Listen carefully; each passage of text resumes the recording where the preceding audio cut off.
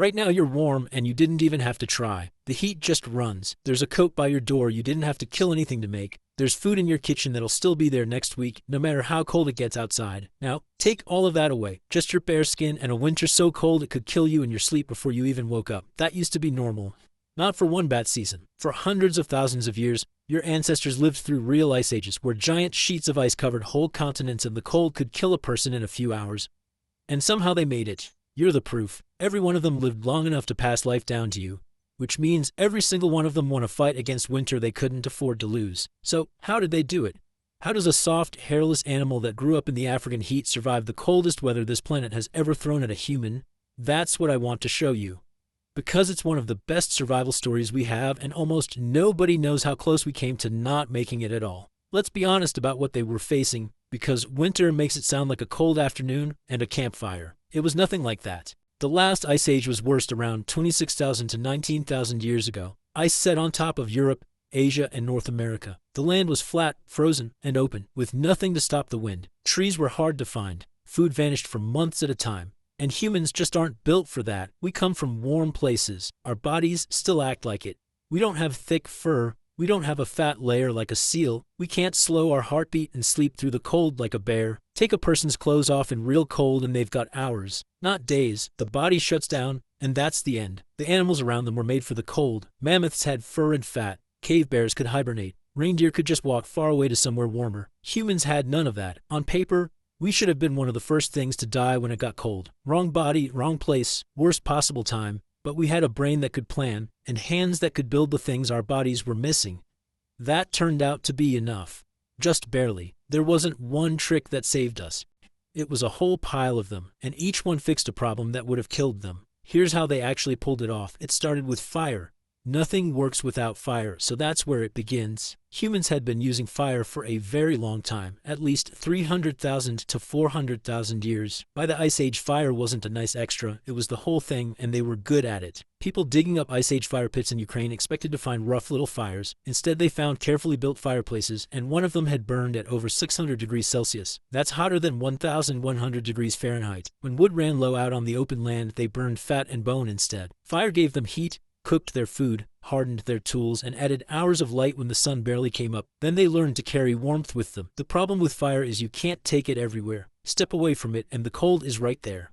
So humans did something no other animal could do. They took the warmth off other animals and put it on themselves. At first it was simple. Skins thrown over the shoulders. And here's a wild fact. People were skinning bears for their fur in northern Europe at least 300,000 years ago. We know because of the cut marks left on the bear paw bones, right where you'd cut to pull a skin off clean. Those bear hides made wind and waterproof winter cloaks, but a loose skin leaks heat through every gap, and that's not enough for a real ice age. The fix showed up around 30,000 years ago, and it's so small it sounds silly. The sewing needle. A thin piece of bone or ivory with a tiny hole drilled through it. One scientist called it maybe the most important invention in human history, and he's got a point. The needle meant you could sew, fitted clothes, sealed seams, layers, sleeves that closed at the wrist, a blanket on your shoulders, and a coat that fits are two very different things, and the needle is what turned one into the other. Early modern humans may have had better fitting clothes than Neanderthals did, which might have helped our kind through the worst of it. They didn't stop at fur either. Deer hide cut the wind and stayed soft enough for mittens and waterproof boots, and before heading out into the cold, hunters would rub animal fat called tallow over their faces and necks. It sealed the skin, held in heat, and stopped the wind from pulling warmth away. Simple, a little gross, and it worked. Out on the bright snow, there was another danger most people forget about: snow blindness. The glare off the snow can blind you. So northern hunters carved thin slits into bone or wood and tied them over their eyes. The little slits cut way down on the glare. The first sunglasses, basically, made of bone. Everyone pictures cavemen hiding in a deep cave. The truth is better than that. A lot of these people built their own shelters. Out on the cold land in what's now Ukraine and Russia, there were no caves and barely any wood, so they used the one thing lying around everywhere: mammoth bones. At a site called Mezherish, people found round houses made almost entirely from mammoth bones and tusks.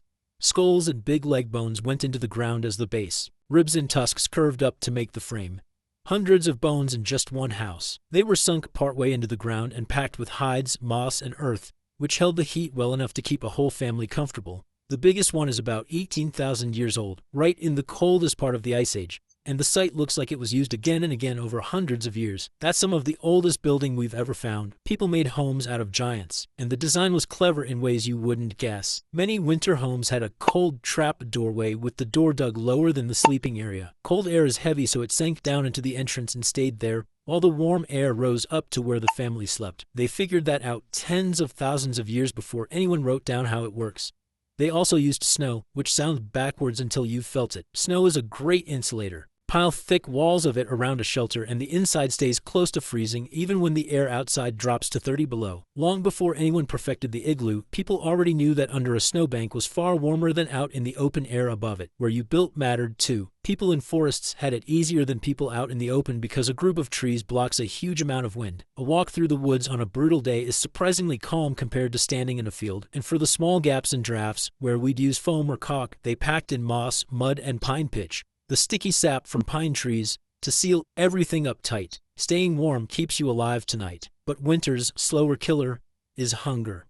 For months there was almost nothing to gather and not much to hunt. So they got very good at saving food ahead of time. When they made a big kill, they didn't just eat it. They saved it. The cold did half the work, freezing meat after a hunt so it kept for later. They smoked meat, dried it into jerky, and kept dried fruit. They stored food in pits dug into the ground and in cool underground cellars where the earth kept it cold and safe through the winter. There's even evidence they weighed mammoth meat down and sank it in cold ponds to keep it fresh longer, like a natural fridge. None of this needed power or anything that could break. It couldn't go out like a freezer in a storm, and they wasted almost nothing. Every part of an animal got used. They were very good at squeezing every calorie out of a carcass, which is hard to picture in a world where we throw out half of what we buy. The hunting was organized, too. At a spot in eastern France near a tall limestone rock, Ice Age hunters used fire and teamwork to push whole herds of wild horses and reindeer into a natural trap. Not once. For tens of thousands of years, the same place, over and over. Kill big, dry the meat, save it for the cold. That plan is most of the reason they lived. Here's something easy to miss. These people expected winter. Their whole year was built around getting ready for it. We're the ones who get caught off guard. We just assume the power will come back on, and when a bad storm hits, we're surprised. They were never surprised. A huge part of their year was preparing, and they used each other. Way more people lived under one roof than we'd ever put up with in way less space, and that was on purpose. Body heat is a real heat source when you pack enough people close together. The person with a room to themselves wasn't lucky. They were cold and exposed. It was usually the ones living alone, especially the old, who died first in a hard cold snap because there was nobody next to them to share warmth. But that doesn't mean Ice Age people were always peaceful. Life was brutally hard. Resources were limited, and sometimes humans became a threat to other humans. We know this for a fact, that some ancient humans got into cannibalism to survive. When food became scarcer than an honest politician, Ice Age people sometimes had no choice but to turn to the most desperate measures for survival. They also used animals for heat. In the worst winters in medieval Europe and Russia, peasants brought the livestock, cows and sheep, right into the bottom floor of the house. The animals gave off a huge amount of heat, and it rose up and warmed the family living above them. You basically lived on top of your own furnace, and the furnace was a cow. Sometimes the cold went so deep that people's bodies adapted. The Yagan people, at the southern tip of South America, lived somewhere freezing while wearing almost no clothes. To survive that, their bodies ran hotter than ours and made more heat from the inside. They also used a deep squatting position to rest, which tucked in their arms and legs and cut down how much warmth they lost. Their answer to the cold wasn't a coat. It was their own body turned up high. And then there's the strangest idea of all. There's a chance some early humans got through winter in a way that sounds made up, by hibernating. At a Spanish site called the Pit of Bones, scientists studied early human ancestors from around 430,000 years ago who lived through a cold, icy time. And the bones are strange. The damage in them comes in cycles like clockwork, seasonal marks, growth that stops and starts, signs they weren't getting enough sun.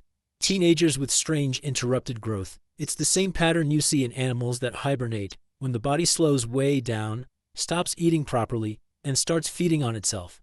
The scientists suggested that these people, without enough fatty food to get through a brutal winter, might have gone into caves and slowed their bodies down into a kind of deep sleep to wait it out.